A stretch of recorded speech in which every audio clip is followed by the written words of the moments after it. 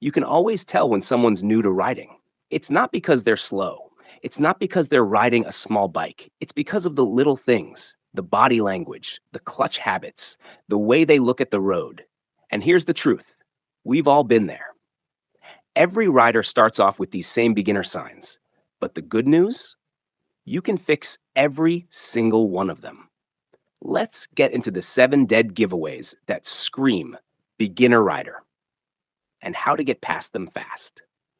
I'm Matthew, this is Autozium, and if you ride, you belong here. Number 1, both feet down at every stop.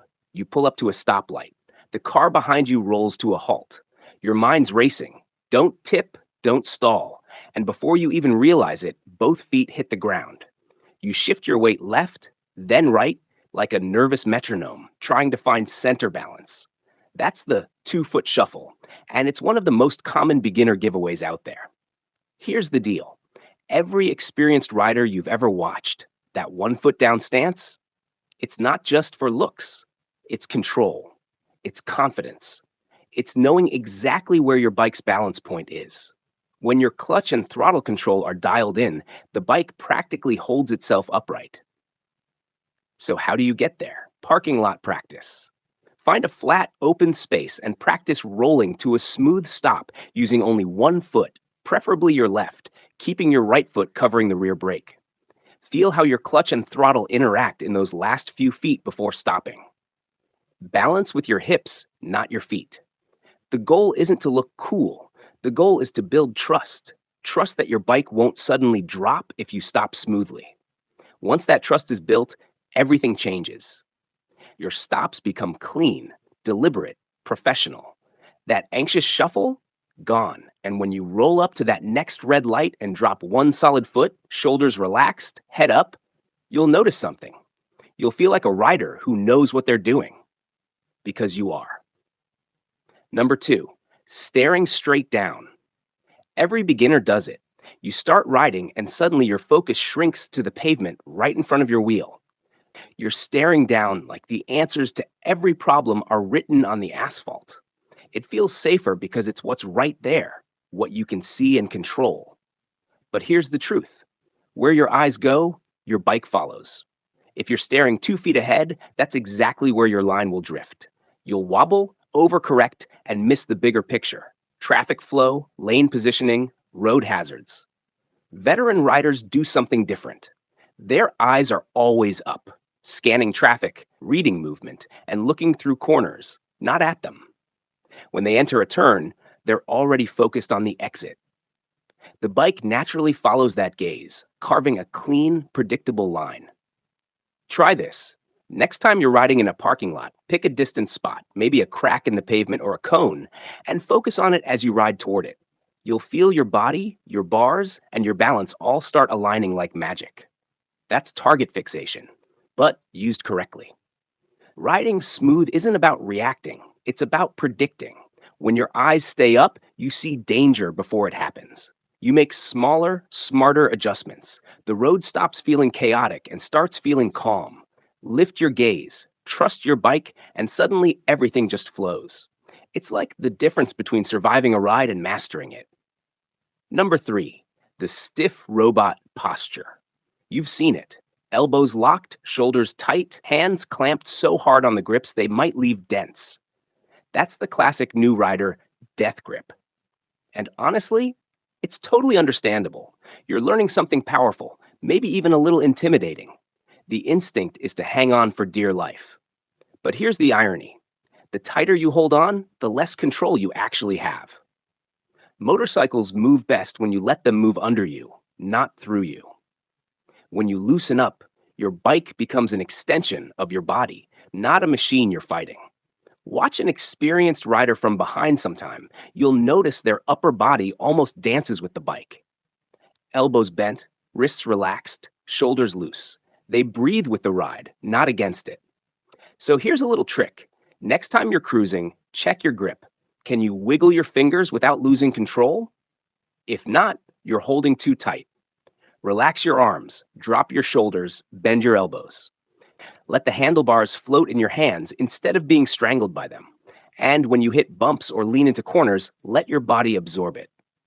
Move your chest slightly toward the inside of the turn. Let your hips guide the lean. You'll find that control doesn't come from tension, it comes from trust and flow. The moment you stop fighting your bike and start dancing with it, that's when riding becomes pure joy. Number 4, the overuse of rear brake. Here's a dead giveaway of a new rider, dragging that rear brake everywhere. At stoplights, slow corners, downhill slopes, it's the go-to security blanket. And hey, no shame, that rear brake feels safe. It's gentle, predictable, and less likely to throw you forward. But there's a catch. It also gives you a false sense of control. Because when it really counts, that rear brake alone won't save you. Your stopping power lives up front, about 70% of it, actually. The trick isn't to avoid the rear brake, it's to blend it. Think of braking like a dimmer switch, not an on-off button. Squeeze the front gradually, add a touch of rear for balance, and feel how the bike settles under you. Smooth, not sudden. Find an empty lot and practice. Start at 20 miles per hour and practice stopping with different brake pressures. Notice how the front compresses the suspension, how the rear stabilizes. That feeling of control, that's progress. Once you learn that smooth blend, everything changes. Your stops become shorter, cleaner, and more confident. You stop relying on panic and start relying on precision. And when that car in front of you slams its brakes, you won't freeze. You'll squeeze, smooth, steady, controlled, like a pro. Number 5, taking corners too wide. It's one of the easiest beginner mistakes to spot and one of the scariest to experience. You enter a corner, realize it's tighter than you thought, and suddenly you're drifting wide.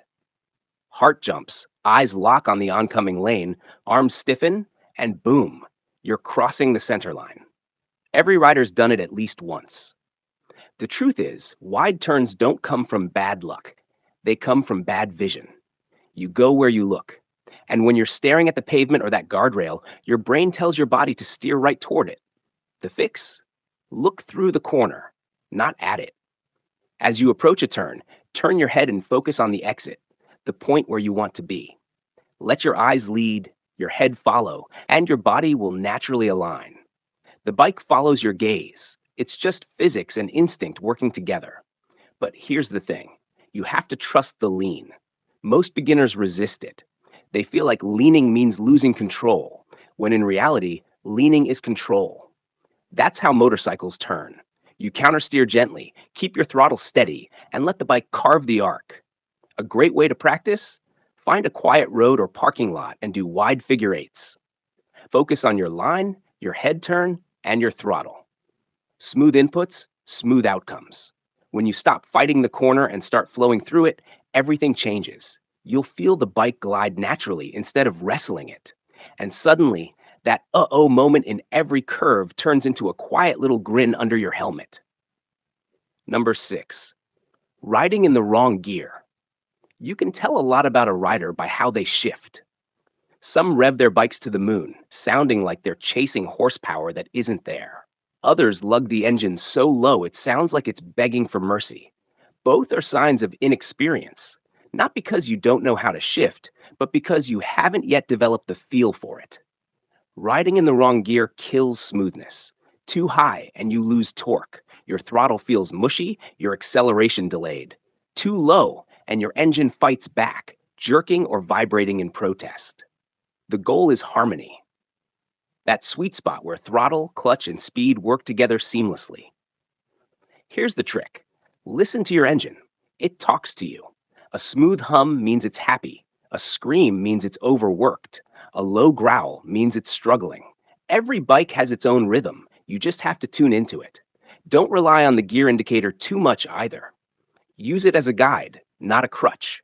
The real mastery comes from feel. The more you ride, the more instinctive it becomes. You'll shift not because you're counting gears, but because you know when it's right. Practice on familiar roads where you can focus on throttle feel instead of traffic. Roll on the gas gently, shift smoothly, and notice how your bike responds. That rhythm, the way your hand, foot, and engine all work in sync, that's when riding stops feeling mechanical and starts feeling musical. It's not about perfection. It's about connection. Number 7, parking lot panic. Here's the ultimate truth. Every flaw in your riding shows up in the parking lot. Slow speeds don't lie. They expose your balance, throttle finesse, clutch timing, and confidence. That's why so many beginners panic in tight turns or U turns. The bike feels heavy, unstable, unpredictable. But here's the secret: every pro you've ever watched started there too. They didn't magically get good on the highway, they earned it by mastering parking lots. The panic comes from one thing: fear of tipping over. That fear makes you tense, and tension kills control. The cure? Familiarity. You need to make slow speed handling so natural that the bike feels like a part of your body. Start simple. Clutch in, light throttle, feather the friction zone. Ride as slow as you can without putting your feet down. Then add turns. Look where you want to go, not at your front wheel. Keep your head up, trust your balance, and use a touch of rear brake for stability. U turns, figure eights, slow rolls. These drills aren't glamorous, but they're magic. They build real world skill, the kind that saves you when you have to make a tight turn on a hill, dodge a pothole, or park on uneven ground. The riders who look smooth on the streets, they didn't skip this part. They built it, one parking lot session at a time. Because confidence doesn't come from speed, it comes from control. And control starts slow. If any of these sound familiar, good. It means you're learning. Every rider starts as a beginner. The key is not to stay one. Fix one habit at a time, ride with purpose, and watch how fast you improve. Because the truth is, experience doesn't come from miles, it comes from mindful riding. So keep showing up, keep practicing, and keep chasing that smooth, confident ride. I'm Matthew. This is Autozium. And if this helped you out, hit that like button, subscribe, and share this with the next new rider you see at a light with both feet down. Ride safe, stay sharp, and I'll see you in the next one.